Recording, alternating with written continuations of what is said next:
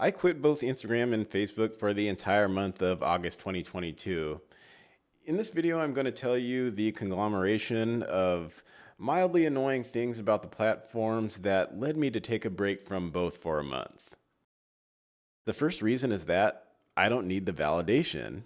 I lack the need for validation that would make either Instagram or Facebook minimally valuable. The only validation I seek is on YouTube, and that's because people will sub to you on YouTube out of genuine interest as opposed to out of obligation.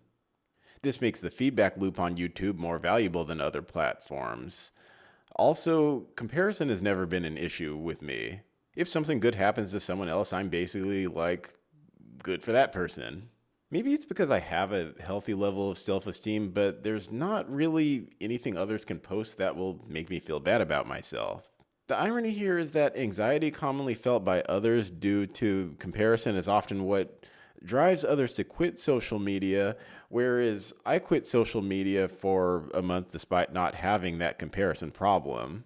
This may have to do with the fact that I'm now in my 30s, though admittedly many of my peers in their 30s haven't exactly grown out of their need for online validation, so maybe it's just a Raymond thing. But regarding my age, for example, when I was in my 20s, I would have been offended if someone unfriended me from Facebook or unfollowed me on Instagram because it would have caused me to wonder what flaws that person sees in me. But now that I'm in my 30s, whenever someone unfriends me on Facebook or unfollows me on Instagram, I actually feel bad for them because it makes me wonder what insecurity I triggered in them to make them believe their quality of life will somehow improve with me out of the picture. This is especially the case in recent years as I've discovered a particular pattern in those who've decided they want me out of their social media space. I've realized in recent years that the vast majority of the people who unfriend, unfollow, or block me on one of these platforms are actually women who've shown signs of wanting to be more than friends sometime during our friendships. And of course, you know by my dating history, if you've seen my other videos, that I flat out ignored most of those signals due to either being blind to them or simply mistaking them for being friendly. It's only when those women eventually give me the boot from their Facebook or Instagram friends lists that I get the hint way too late. Especially since so many of them unfriend or unfollow me right around times their relationship statuses change. Though I will admit there is something flattering about women getting boyfriends or getting engaged and suddenly realizing they have no use for me as a friend on Instagram or Facebook. Another thing that compelled me to quit Instagram and Facebook is the fact that most people just aren't especially interesting. Over the past 5 to 7 years, I've witnessed a significant number of friends and acquaintances go from being active on both platforms to basically just using Instagram. The problem is that Instagram itself has seemed to turn into a bit of a MySpace. Recall the MySpace days when you visited a person's profile and were inundated with annoying music combined with painfully uninteresting visuals that reminded you just how boring the average person's life is. Welcome to the wonderful world of Instagram stories. For most people, major life updates don't come around often, and everything in between is very boring, and it's that boring in between that makes up 99+% of Instagram stories.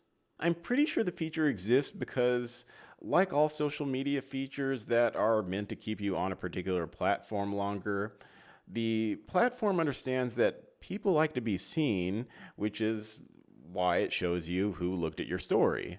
This would explain why the vast majority of Instagram stories are incredibly boring.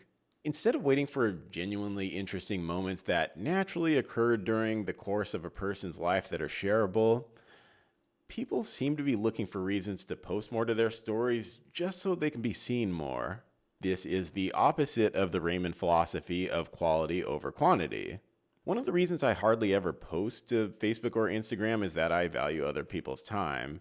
It's rare for me to encounter an organic moment during my daily life that's interesting enough to compel me to share it with others.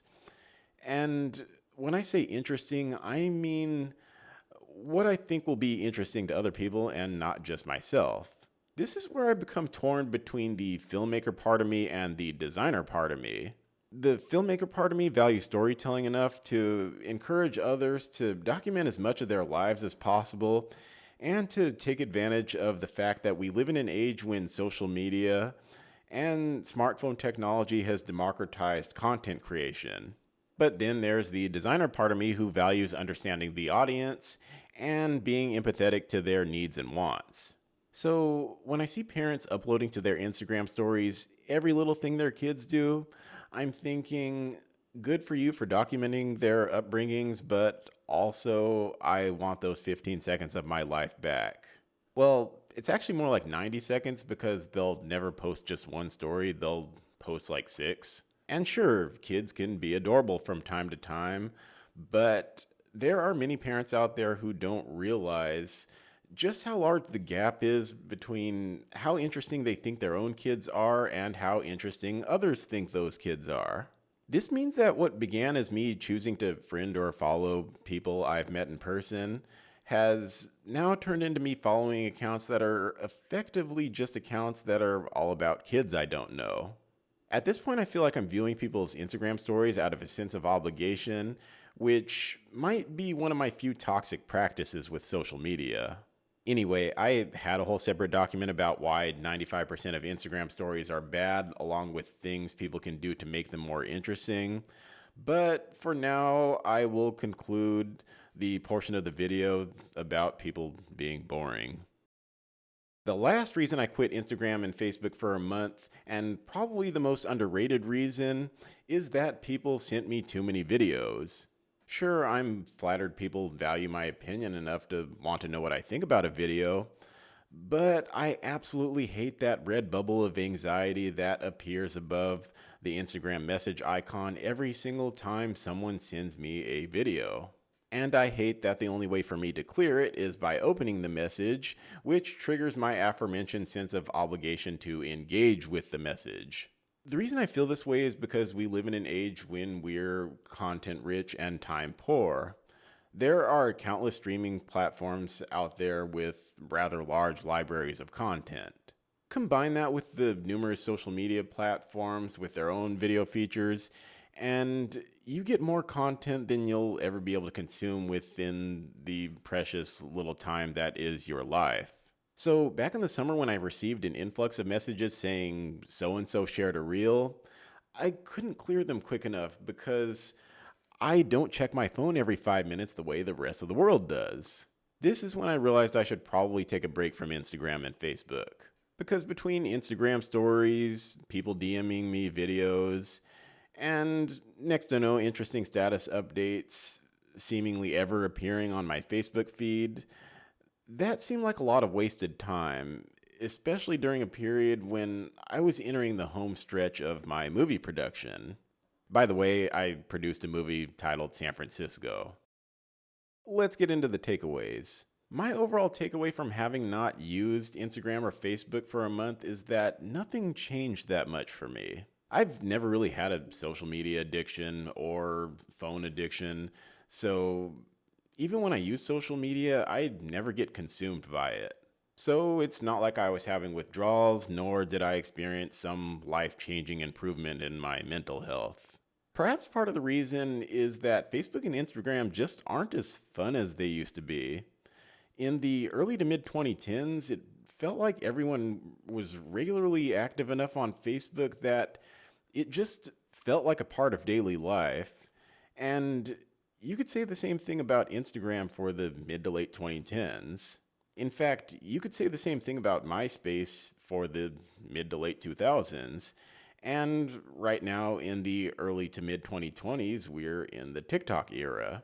But the reason I still occasionally use Instagram and Facebook from time to time is that it is still a great way of keeping tabs about how people feel about me.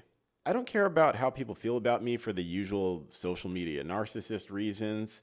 I care because I believe remaining connected to as many friends and acquaintances as possible will make me a better storyteller in the long run. Also, I have no real social life at the moment, so for now, I'm just going to settle for the superficial online social life and possibly one day leverage social media as a farm from which I can rebuild a real life social network.